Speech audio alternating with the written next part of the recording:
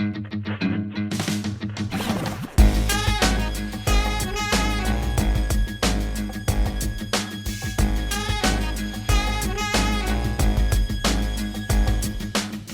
Thursday, November 13th. I'm Adam Walsh, and this is The Signal. Today on the show, we are talking about food prices and the fact that they keep climbing. What's driving the increase? And more importantly, what can we do about it? We've got folks to help break it all down and give us a look ahead.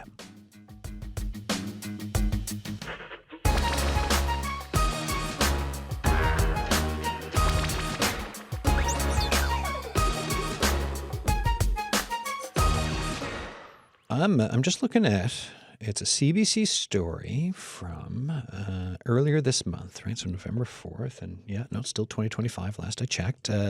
Headline, food prices in Canada keep climbing, but these grocery items will give you sticker shock. And then the subhead says, shoppers paid 4% more in September, but some products took a bigger toll than others, and it goes through saying what those are. So it's like inflation on roaster ground coffee is up 41%, fresh or frozen ground beef 17.4%, nuts and seeds 15.7%, fruit juice is 10.5%, confectionery 10.4%, inflation overall 2.4%. Everyone's like, stop with the numbers on the radio, Adam. I know. But anyways, that's just to give a bit of a flavor of where we are. I think the cucumbers were only at like 2%, I think. So buy your cukes because they're not going up a whole lot. So let me see. We've got Russell Williams chuckling away, poli-sci prof who came over. Thank you, as always, for coming on the show. How you doing? Thanks for having me on. How's the corridor over there? My old corridor, not mine, but the one I used to when I was a poli-sci student. Doing okay over there or what? It's all good. It's looking a little ragged, but that's a topic for another day. Yeah, it was looking ragged in 1998. But anyways, Yeah. You're right. Hasn't gotten better. Okay. No new paint. Different show, different topic for a different time. Josh Smee is also here, CEO of Food First NL. How are you doing? Also former denizen of that corridor. Yes, was right? looking ragged in my time too. So some things never change. I will say, when I first took my wife to Memorial University and I just mentioned my degree, she was like, so where's the poli-sci building? I'm like, whoa, building. That's a big word. Anyways, we're here to start the show. I just mentioned there some of those numbers on food prices. Josh, for yourself, Food First NL, where's your headspace at right now when it comes to food prices and for looking at Newfoundland and Labrador? Yeah, there's a couple of things. One is that this is the thing that's defining the food system right now, right? It is the top of mind issue for anyone working on food because it hits every corner of the food system, right? Like it hits our personal budgets. It hits a lot of the community agencies that we support. So Food First, we act as a network for hundreds of organizations, and they're all feeling it on both sides, right? Because anyone who's doing work to provide food is feeling the pinch of increased demand, and at the same time that their own costs are going up, right? So this is imposing a lot of strain on the social support sector at the same time, right? Yeah. And I think more broadly, we really think that this needs to be a bigger, broader conversation about what the policy solutions here need to be. So far, we've been treating the food price crisis as a bit of an acute problem, a short-term problem, right? And we've been writing it off a little bit sometimes with short-term causes, whether it's sort of pandemic-induced supply chain things, for example. And I think we need to start grappling, and we think at Food First that we need to start grappling with this in a more structural way and think it through, because this is not a problem that's going to go away anytime soon, or one that can be solved with one-off policies or interventions. Russell Williams, Professor Williams, what are your thoughts?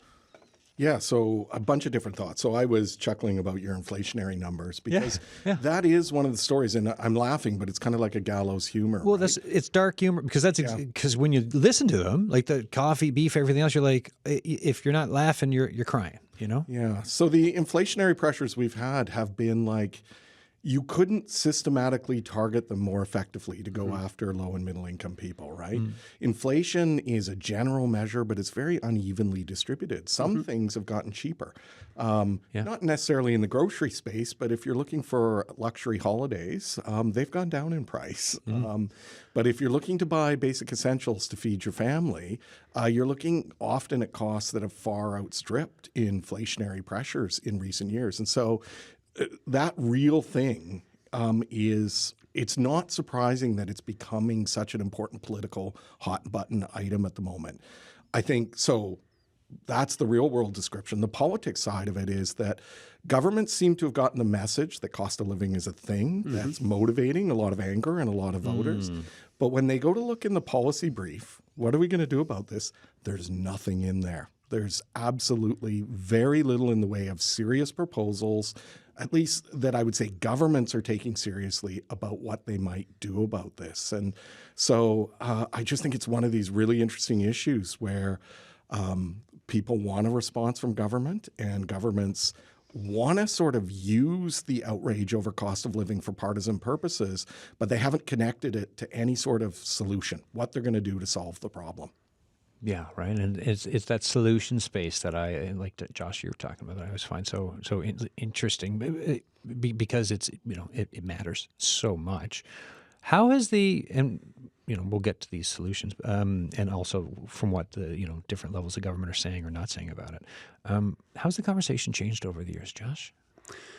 In a few ways, I think people understand more now about food insecurity, and that food insecurity is not something that's restricted to the folks who are, worst off, right? Like it's something that is experienced in different ways by different people, but something that spreads across a surprisingly wide income range, right? So I think that has changed.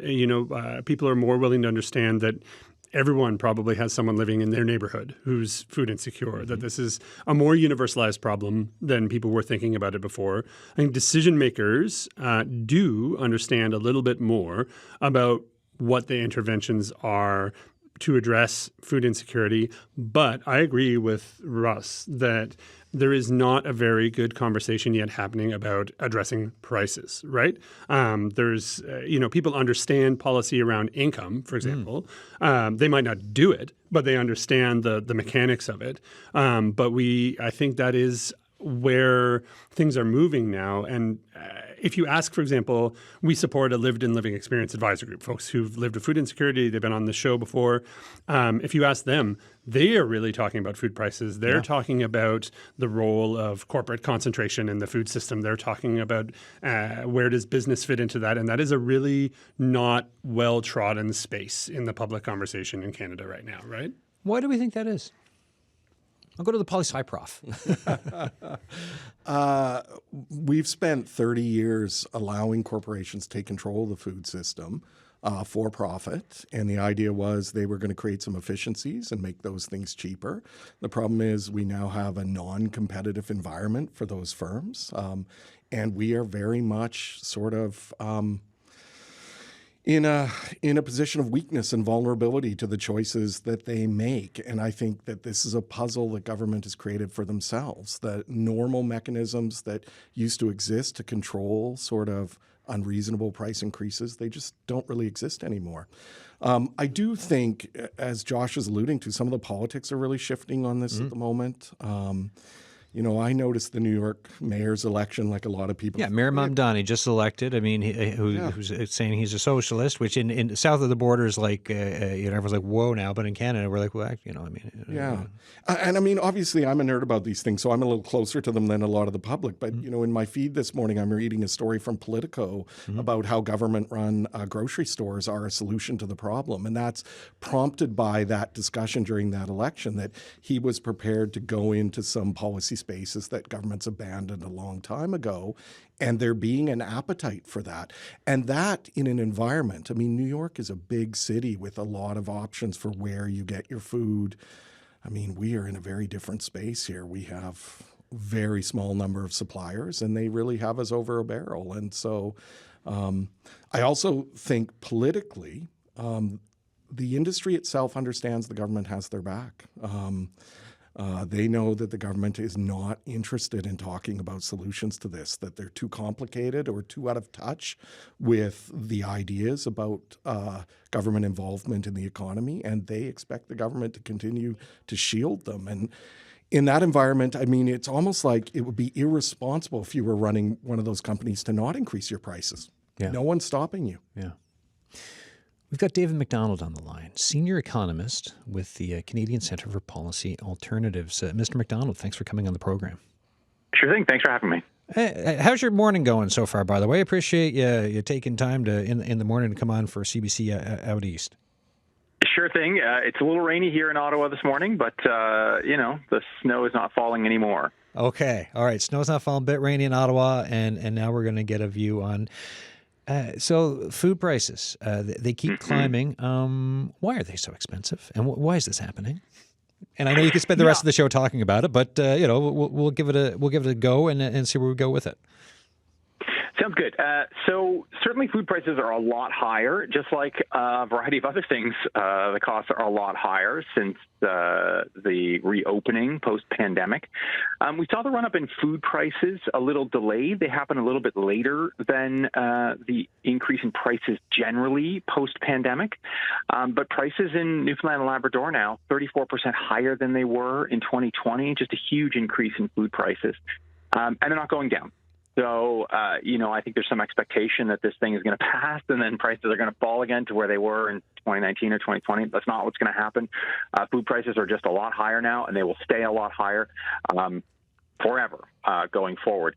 Food prices are considered volatile, so they do go up and down, but they're not going to drop by 34%, which is what the increase we've seen over the last couple of years. Now, I know that folks are game to blame grocery stores, and there's definitely some blame there to be had. So the margins in grocery stores have grown since the pandemic. So they've grown from about 2% of sales to 4% of sales. But that's relatively small. It's the way grocery stores are. They have relatively thin margins. You can double those margins and increase your profits, and that's what's happened. But most of this increase in prices is not due to grocery stores per se. It's due to other things further down the supply chain, notably things like energy. So, food is energy intensive insofar as you have to truck it around the country. You've got to transport, you've got to farm it, and all those things are going to involve a lot of energy, things like diesel in particular. Question, did when we had and then removed the carbon tax, did that have any effect on anything? It did have a minor increase. The rate at which food prices were increasing slowed for those couple of months. They didn't go negative, so prices didn't become cheaper on average, but instead of growing at about 3% in Newfoundland and Labrador, they grew at about 2% over the 3 months or so that was in play. In terms of food purchased from restaurants, you actually saw those prices fall in Newfoundland and Labrador by about 10%. Very short term, for about a month, you saw a 10% drop, and then we're right back up again in March of 2025 when that removal was over. I'm just looking at I started the show talking about some stats that from CBC News from earlier this month, and inflation rate of select food items in Canada in September, and I had fresh or frozen ground beef 17.4%, roasted or ground coffee 41%. Where does climate change come into things? Yeah, so there's certainly some products where you can see higher prices as a result of, some sort of failure in the coffee crop, some sort of failure in the chocolate crops are going to have some impact on prices. That's not broadly what's driving food prices a third higher. You are certainly going to see that in some categories, though, but not broadly. Broadly speaking, you just see higher prices across the entirety of the economy, food prices as well as part of that. So, and you said because of energy, but and so that's transportation, fuel. But what else is it that can be that's if it's across what you just said, what else is driving it? Yeah, I mean, I looked at this after we saw this big increase in prices to say, look, everyone's paying all this extra money. Yeah. Where's the money going, right? The money goes somewhere. It doesn't just disappear. And so when you pay that extra money, it ends up on the books of companies all the way up the supply chain throughout the Canadian economy. And so you can ask a question, okay, so where did it end up? Did it end up as profits? It can end up as profits. Did it end up as higher workers' wages? That's also another possibility. Wages certainly have gone up over this period. And so the area that I identified within the Canadian economy that was the biggest beneficiaries of all this extra money we're paying, not just on food, but on everything, was actually the oil and gas industry, where you see a massive increase in profits. They scooped a lot of these increased prices as increased profits. They weren't the only sector that did it, but they were one of the biggest beneficiaries over this increase in prices. And so, the idea that these increased prices, the money is just, it's inflation, it's not going anywhere. It actually went somewhere. We saw record high profit margins in the corporate sector over this period. They're moderating to some degree now as we're used to, we're at another higher income level. But inflation is not just about someone trying to gouge the consumer. It's about companies themselves trying to gouge each other and trying to get a piece of all this extra money. And a lot of it ended up as corporate profit. So then what's a takeaway on how to stop that from happening so we can lessen the amount of food inflation prices or just inflation across the economy with the cost of living crisis that's ongoing? Yeah, what do we do about this? I mean, at this point, there's very little we can do about it. The levels are just much higher. Levels are much higher. One of the possible solutions is for workers to increase their wages. And so we have been seeing that. We have been seeing increased wages. The other thing that we didn't do a lot of during the inflationary period, but other countries, particularly in Europe, did, was instituting excess profits tax. And so these industries that were, they were right in the right place, whether it was shipping, whether it was oil and gas, just to extract incredible amounts as profit from the economy. In several European countries, a very common reaction was, you're going to pay more taxes on that, right? You didn't deserve that money. You're just in the right place at the right time of a bottleneck in the supply chain. And so you got, you could ratchet up your prices and make insane profits. Well, you're going to pay tax on that. We didn't do that in Canada. That wasn't a Canadian approach. It wasn't the U.S. approach. And so it may be something to consider for the future. The only real place where we applied an excess profits tax over this period was in the banking and insurance industries, but we certainly didn't do it in oil and gas. At this point, it's a bit of a moot point because the higher prices are here. They're here to stay. We're through this inflationary period more or less, but it's something to consider for the future. Yeah, and to go back to the climate question, and not to ask you to use a crystal ball, but I do want your thoughts on this. Like, I've got some interviews with farmers coming out next week on the show, and one chicken farmer in Harbor, Maine, I was speaking with. He talked about the fact of across the industry. He's like, look, we had drought conditions in Atlantic Canada this summer. Instead of 3 cuts of hay, we got 1. We got people who are ordering in now feed for livestock from the mainland. Also, he talked about out west in the prairies, when it comes to the price of beef, you had drought conditions, not enough feed for cattle. And so for this guy who's growing chickens, he's just like, look, if the feed goes up, then the price of chickens goes up. And also, he's trying to pay for climate adaptation because barns in Newfoundland weren't built for going above 25 degrees Celsius, and we're getting up into the 30s. Like, as we look forward into the future, do we think there can be more impacts around this kind of a thing when it comes to food prices, especially when it comes to farming and livestock? It can really add to the volatility of those prices. Yeah. And so we want to think about climate adaptation. How do we make our whole agricultural system more resilient to the fact that there are going to be droughts, there are going to be floods, and there are going to be really good years. I mean, that's the other piece, too, and really bad years. There are other parts of the food system when it comes to meats, for instance, that we could improve. Doesn't have anything to do with climate change, but we have very limited capacity for abattoirs. In terms of beef slaughtering. I mean, there's 3 different big abattoirs in Canada, in the country, that do 90% of the beef. And they're owned by 2 companies. They're American for-profit companies that made an insane amount of money during the pandemic. So, I mean, these are ways that we could step into some of these systems so that it's a bit more distributed, right? We've got more ability to do more of this locally as opposed to shipping stuff across the country, which reduces transportation costs. None of this has anything to do with climate change, but there's certainly more that we could do to have the food systems just be more local and be more resilient. Most of the time, though, it's going to take some sort of government intervention, right?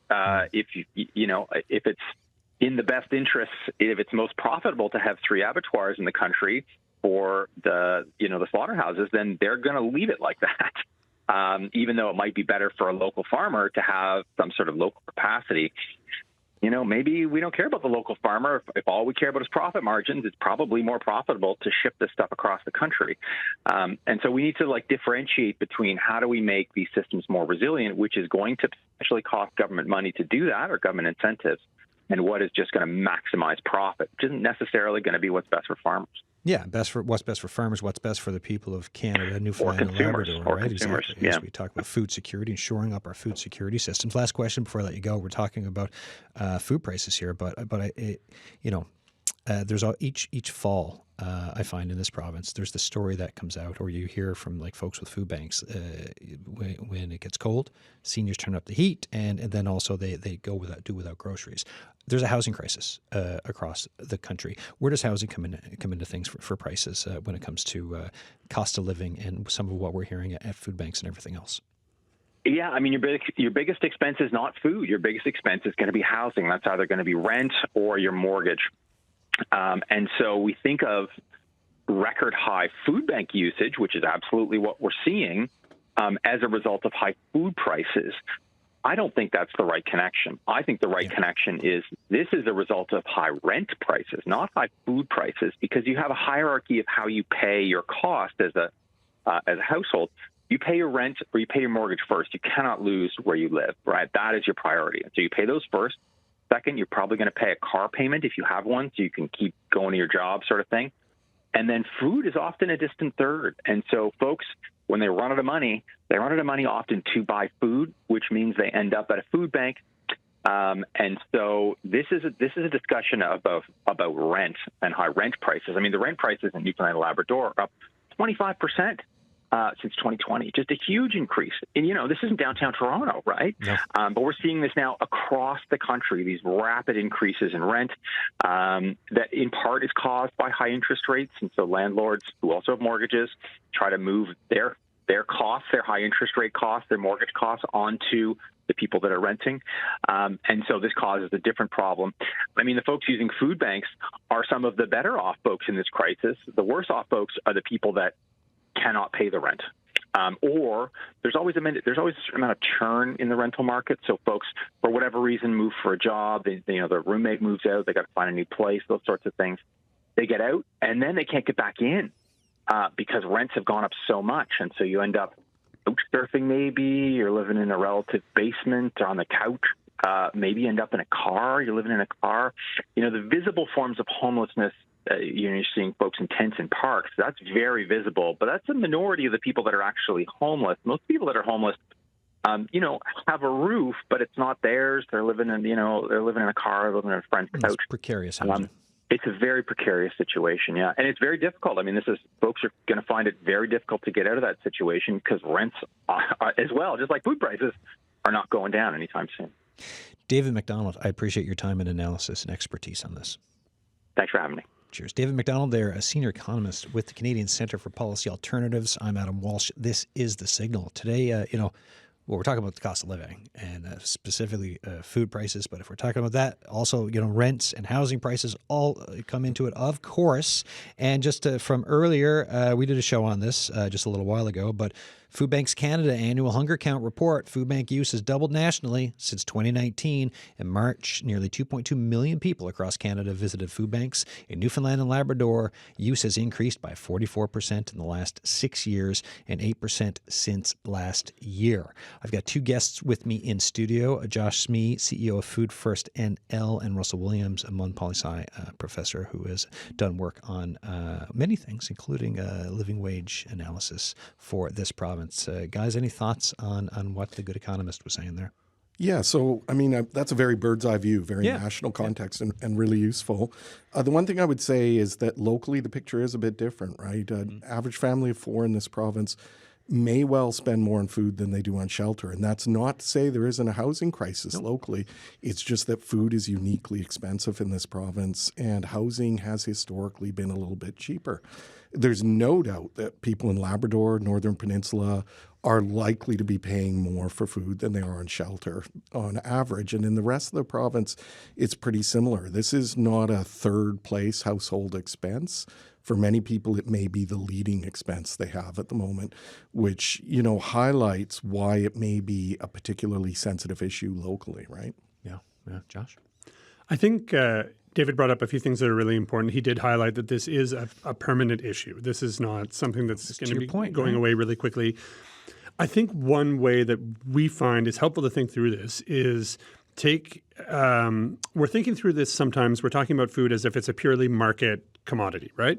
But food's a human right, same as housing is a human right. And I think if we reframe a little bit the way that we address this problem to think about it as like, what do we do from a human rights standpoint, right? Yeah. Like when you think about housing as a good example, there's much more of a continuum of ways that people have access to housing, right? So in the housing market, lots of people are buying housing on the private market, right? Or renting housing on the private market, but that's not the only way you get housed, right? There are also all sorts of different non-market options in housing. But when we talk about food, it's not the same scenario, right? We don't, food banks are the closest thing we have to a non-market option. But that would be, if we were talking about housing, that would mean that would be a housing system that only had emergency shelters in it, right? Yeah. The in-between there of non-market options to access food is just not built out in the way that we have for housing. And I think some of what David framed out is really important to understand why it is important to do that, to really build out a picture of access to food that can cope with the fact that, prices are high now. They're going to stay high. We're heading into deeper and deeper climate crisis. So, those impacts are going to start to build and build and build. And so we need to design a system that's more resilient to what we can clearly see coming. Yeah. Well, and when we hear about working families, so you hear about folks on social assistance who just don't have enough food or enough money to buy enough to eat for for the nutrition someone needs, right? So we've talked about this a lot on the show. And then you also have these working families who, because of the working class bills and then the car payments, like we heard for David McDonald there, all that other stuff, going to food banks as well, which were supposed to be used for emergencies, right? Emergency use but not regular use. And we did a food bank show a couple weeks ago, and what you're hearing is folks coming in on the regular, using it. And this is to your point, Josh, because it's where's the other help there? And there's a discussion to be had. I'm going to ask you more about that after we talk with Darrell Bennett, who's on the line. Darrell's family owns a couple of convenience stores in Happy Valley Goose Bay. How you doing? Good. How are you? Good. Thanks for coming back on the show. I really appreciate it. Just your thoughts about rising food costs and from the view from someone who's in the food business in Happy Valley Goose Bay. Okay. So, thanks for having me back. I'm glad to be here. I've been doing a little bit of thinking about this the last couple of days since I've been talking to Arlette, and I was just trying to come up with, okay, where am I going to go with this? So I think that, we all know that there's an issue, right? Yeah. People aren't able to be fed anymore. So, people are choosing to feed their children before themselves, pay bills or fee or, put a meal on the table, which is really, really unfortunate. Mm-hmm. So I kind of went back to the transport part of it. And, diesel fuel's gone up, I think almost 20 cents in the last 3 months. When we're talking Newfoundland and Labrador, we're talking road freight. Yeah, we're trucking food, right? So diesel, and when diesel goes up, the price, and I'm no economist, but to quote the one who was on earlier about energy, this is what he was getting at, right? David McDonald, diesel, if it goes up, we're paying more for food in Newfoundland and Labrador, especially when you get to the end of the line in Labrador, right? Absolutely. And Newfoundland and Labrador actually have two different supply pipelines. So that's right. It would make sense for us to bring our freight in through Montreal, Quebec, North Shore, down into Labrador. It's actually, if we brought freight from Toronto, it's cheaper than if we brought freight from St. John's to Goose Bay, right. And much cheaper. So that's unfortunate because we both have a lot to offer each other. We're in the same province, but we can't feed from each other because of the cost of fuel and ferry and delays, and we all know what that Blanc à Blanc ferry is like in the wintertime, or I certainly do. And then, so it starts there, but also plastics are skyrocketing in price.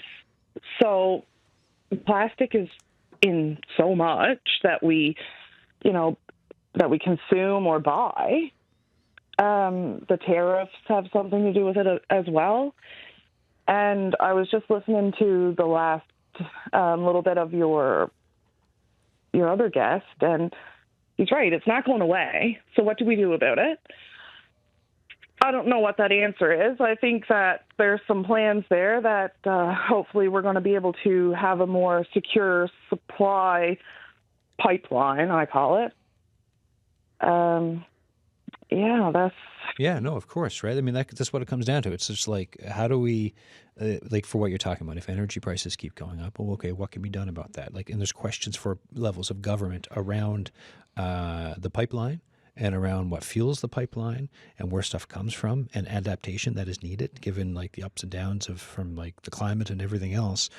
For you, when you get customers coming in, what are folks saying to you about like the cost of stuff? Well, I think they're saying the same thing that we're saying. Yeah. It's hard to keep up with, and it is. It don't matter what demographic you are in, you're feeling it. Yeah. At some point, and we also do wholesale, and this is kind of where I've been doing my thinking around. So, when we're bringing in a truckload of product or a half a truckload, it's a game, right? Like, so this time of year, there's lower weight allowability than in the summertime. The truck has to come through the North Shore of Quebec, which is mainly dirt road. It's just a curvy dirt road, and if it's wet or if there's a bit of snow, it's a adventure. So when you're trying to get people on the who have easier access to these suppliers, or they don't understand the logistics of Newfoundland and Labrador. So when you're trying to get them to like maximize as best as they can on a pallet so that you're not paying for air, which in turn is going to inflate a price at the counter. I don't really know what the answer could be other than we need a better solution, maybe a not so adventurous supply pipeline to Newfoundland and Labrador. Yeah, and I mean, it's looking at where stuff's coming from, how it gets there, how that can be improved, and then also it's like, what are we growing here, and how can we increase like the food security of the province? Which, and I mean, these are big, complicated things, but we, as we're doing now, we got to be talking about it. Well, people are hungry, right, Adam? Like, seriously hungry, and fortunately enough for me, I have not been in that situation yet. Today, tomorrow I could be in a different situation. So one of our stores is just a little bit down the road from our food bank center here at the Labrador Friendship Center. And sometimes when people leave there, they make a stop in along the way, and sometimes they'll say they're coming from there, and they're not feeling good, right? No. It's something they never ever had to do before. They're both working, but they have children who are in school. School snacks are so crazy expensive right now. I was never like a sticker shopper, I didn't really pay attention, not because I didn't have to or I shouldn't have, but I just didn't. But now I'm a sticker shopper because it has changed so much. But I've been thinking a lot also. Somebody recently told me that down in the United States, they go to a grocery store and there's like a $6 box of food bank. So it's like a closed box and there's supplies in there for the food bank, and it's like $6. So $6 is a lot to some people. A lot of people don't have an extra $6 anymore. But food banks are also unable to keep up with the demand. So I was thinking that's a really great idea, because if I had $6 extra in my bank account and I have my groceries, well, I think I'll buy a box or two. You know what I mean? Yeah. So maybe everybody has to get creative from every aspect from transport right down to counter service to try to get us, I guess, conditioned to this new norm. Darrell Bennett, great points, and I always appreciate you. I appreciate you coming back on the show and giving us the Labrador Happy Valley Goose Bay perspective, because I mean this is a provincial show, and I appreciate your time. Yeah, awesome. Thanks a lot, Adam. Have a great day. You too. Be well. Darrell Bennett there. And we got an email too, and I do not know the answer to this. I don't know if you guys do either, but why is diesel so much more expensive than gasoline? That's from a listener. Great question, right? I mean, I know there's a reason. But when we're trucking stuff in, if diesel goes up, well, the costs go up, to put it simply. Thoughts on what we're just hearing, Russ, Josh? Yeah, I can jump in. I feel for Darrell there that it does, and this is what we've been talking about, that it doesn't feel like there's enough ideas at play right now around what to do about this, that it can feel like you're kind of casting around for them. But I think if we think through this, there are some directions to go. There's a few ways that we can think about actually addressing this problem, right? Sure. So there's one bucket of things is around addressing people's incomes. This is maybe the more familiar one, right? But it's the obvious one, and it really matters, is that people don't have enough money to buy the food that they need, and the things that people rely on to get money are not keeping pace with the increasing costs, right? Income support in particular is not indexed to inflation. So if you rely on income support, you're getting a cut every year in your buying power. And right? when we heard about, so it was the rental bits, like the food bit, the food inflation of 30% plus the 20, anyways, big percentages. Big percentages there, and no percentages on income support, exactly. And very small percentages, CPI percentage on wages, right? And minimum wage and stuff too, yeah. Okay. So there's that one chunk. I do think, though, there is a conversation about what does our food system look like where maybe there is less profit or there are non-profit options. And that isn't just in retail, right? I think that's one part of it. People are getting excited in municipal politics, especially in the U.S. right now, about the idea of having, say, city-run grocery stores. I do think, where things are so tight, there is a space for more non-profit providers in the system. So retail is one of them. So my own organization, we now run 3 retail food businesses, right? We have a food hub in Western, we have an Avalon food hub, we have a mobile food market, Food on the Move here in St. John's. I would have never expected to be in that space 5 years ago, but those are the cheapest places to buy fresh food in this province, right? Because, we're running them as nonprofit options. So whether it's a community run or a state run option, I think that's there. But to Darrell's point, it's not just in the retail front end. What can we do to make small retailers like Darrell able to pass on lower prices to the people that they're serving? And thinking about what does buying food look like in Newfoundland and Labrador for a lot of people. It's not buying from a big grocery store if you're in a small community. I think there's also an opportunity to think about nonprofit supply chain solutions, right? So whether reducing some of that profit margin in the trucking that gets the food to Darrell's stores, right? And then getting her able to sell at a lower price, right? You see bigger versions of the kinds of food hubs that we run elsewhere in the country are doing that. They're supplying things in bulk to be sold at stores. So I think we can talk about building a system. Not everyone is going to be getting their groceries from a nonprofit grocery store. Not everyone is going to be supplying their store from a nonprofit shipping channel or anything.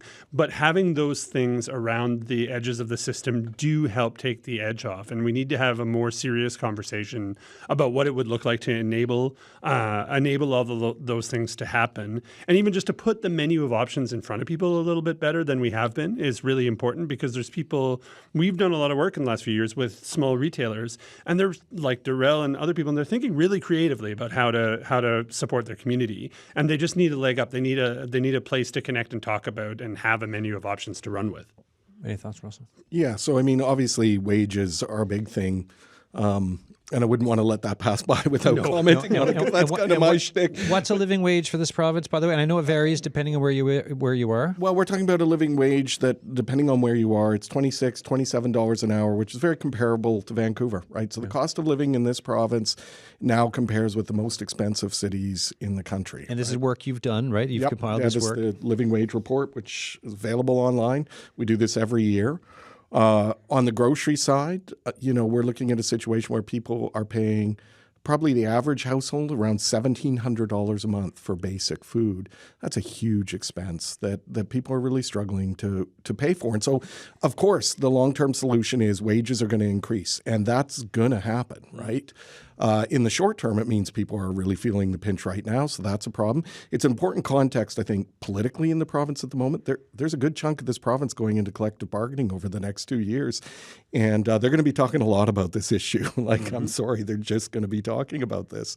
So I mean, even if you're an employer out there and you don't like the tenor of that conversation, you're feeling the pinch on wages, that's a consequence of not dealing with the housing and the food cost crisis. That is creating problems.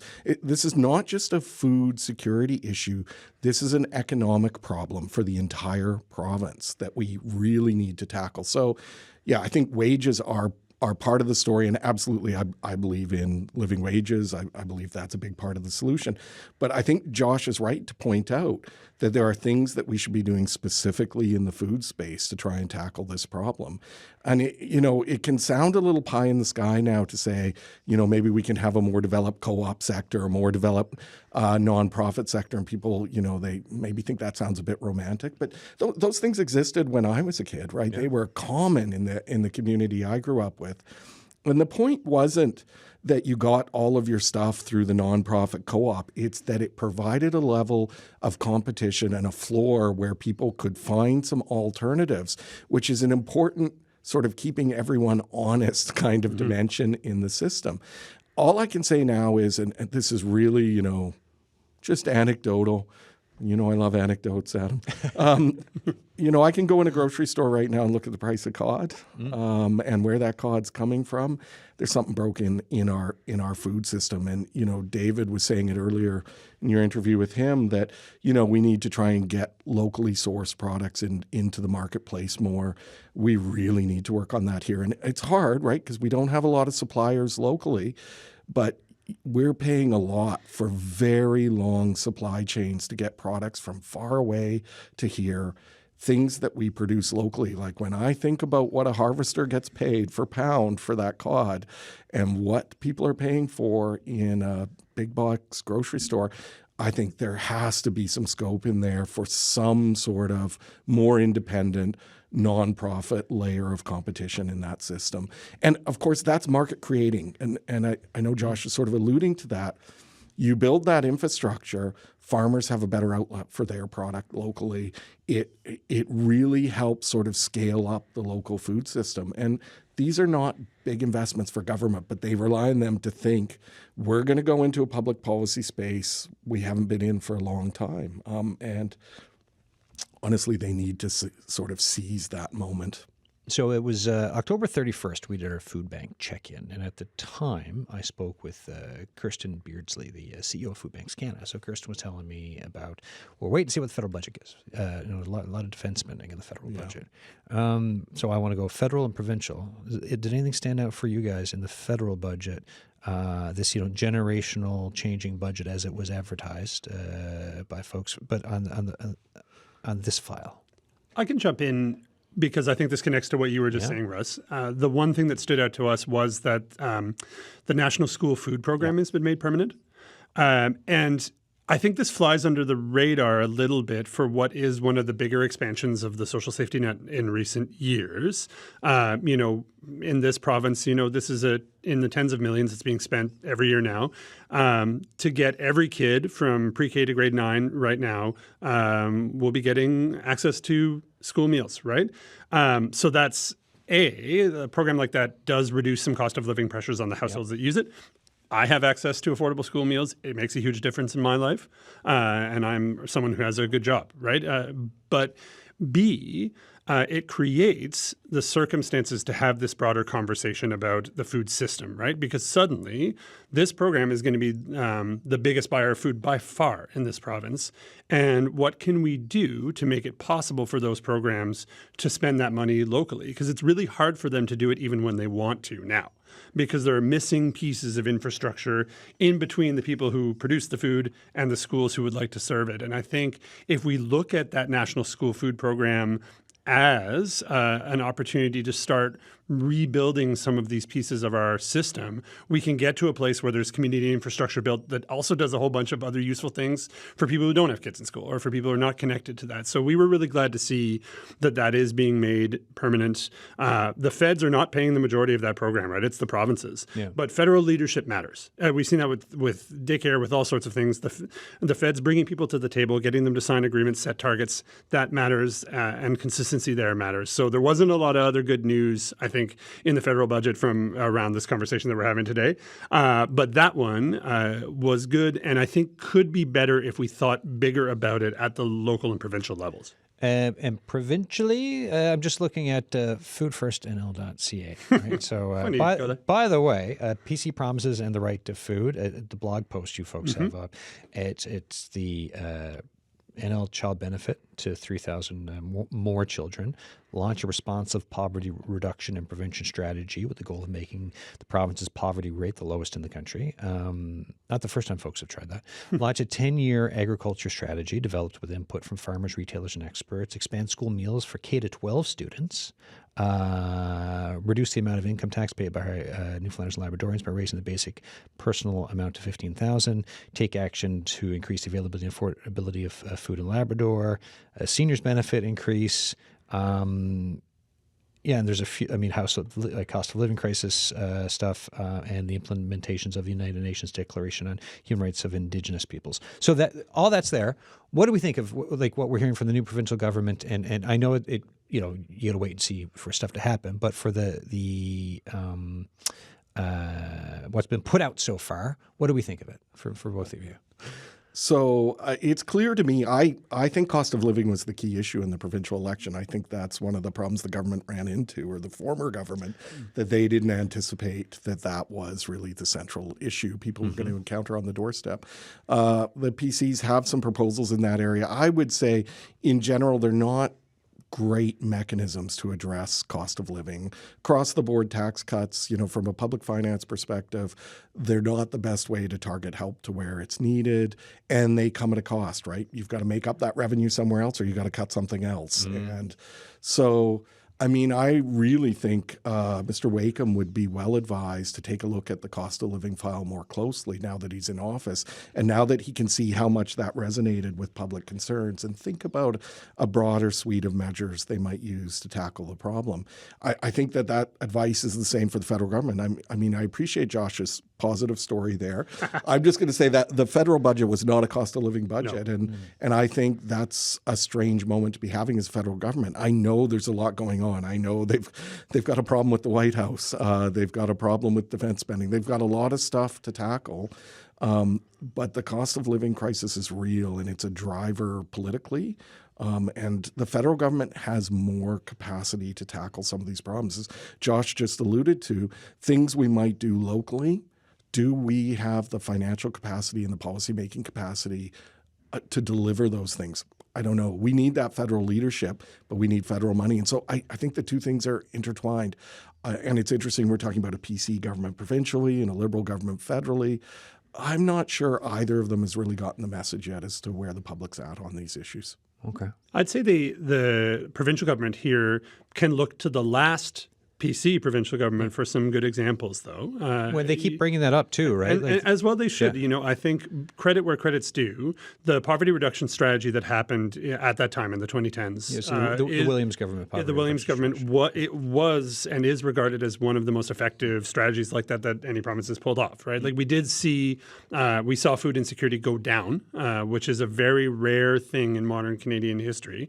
And there were some really effective interventions there. But I think even aside from the what was done, I think what matters and what lesson I would hope that they take from it is that structure and accountability matter, right? Like setting targets matters, providing a framework to report on those targets, because that's been a real challenge. There's been new poverty reduction measures rolling out pretty regularly the last few years, but there's never been a set target of what we were trying to get to. We've been asking for years and years to set a target around food insecurity reduction, but a poverty reduction target also matters, right? That's food insecurity is a symptom of poverty for the most part. But giving those targets and getting civil servants to have to report on what they're doing and whether they succeeded or not and why, even aside from we can have a longer conversation about what fills in that strategy, right? But that would be the thing. When I look at the PC platform, if that gets done, we do move ahead a little bit, just in having the right framework to start addressing these things, to have the right conversations, and to have something that'll have a little bit of staying power. So then, for your look ahead on that, when in your seat, when do you expect or hope to see these types of updates? Because brand new government, everyone's figuring stuff out. I did an interview with the premier, and he made the joke. He's like, "Well, my key card actually didn't work the first day I went up." There's some transition stuff, but then everyone's getting down to work. When do you expect to get updates on this kind of a thing? I think it's not so much when we expect to get updates. I think community is getting out ahead of it, right? Yeah. So there is now a pretty broad-based Newfoundland Labrador anti-poverty coalition. Most of the community organizations who any listener would know are a part of it. There's some common asks. The community is building the infrastructure now so that when government comes knocking and says, okay, we want to start working on this, there's a group of folks to come talk to. There's ideas on the table. So it needs to happen sooner rather than later, but you're not starting from zero, right? You have the community having done that. There was an all-party committee on basic income that did a lot of work over the last few years. There's a report knocking around that I think a lot of us would love to see. We're not starting from scratch on this. So, the conversations need to start soon. It's going to take some time, but it's not going from zero. So go ahead. Yeah, I mean, we haven't seen mandate letters yet. No, it's early. And I'm not trying to infer that that's slow. The mandate letters may be out. They may just not be on the website yet. But so we don't, I think, have a clear handle yet on what it is this government might be prioritized going forward. And as you know, there's always noises around the real financial situation, right? So I would not be surprised at all if we hear some discussion about some of those election promises not being viable given the reality of the province's financial situation. That happens almost every time we get a change in government now. So it's early days. I agree with Josh, though. I mean, Josh is talking about the sort of mobilized and attentive public that's interested in this issue. I'm talking about the public more broadly, that this is where they're at. They want solutions. And I do think there is the high risk of a public backlash if you say you're going to address these cost of living problems and then you have no solution to doing anything about them. And we're watching a really good example of that unfold in the United States at the moment of a government that said it was going to address those problems but really had no ideas at all, right? I'd start looking for some ideas. Well, I mean, when you look at the upward mobility of the financial situation for many families in Newfoundland and Labrador from my grandparents' time with folks no indoor plumbing for a lot of parts of the province yet, just some places just getting even electricity in rural Newfoundland and Labrador. I know my nan told me a story a while ago of university years in Bundy Pond, and there was, an outhouse. And so you have that, right? And that's the 50s. Yeah. And you move up through everything. Yes, the moratorium and stuff, but then all of a sudden the 2000s come, and then you're seeing the suburbs get created more and built out and everything. And so but there was a building up of things. And now I think from some people I talked to, there's also that fear of receding back into a different form of life and living. And there's a lot of stuff we can't control, but that matters to people. Mm-hmm. Yeah. Couple of minutes, 2 minutes left. What else are you looking at on the political science side of things, for whether it's your classes or the work you're doing? What else on the research?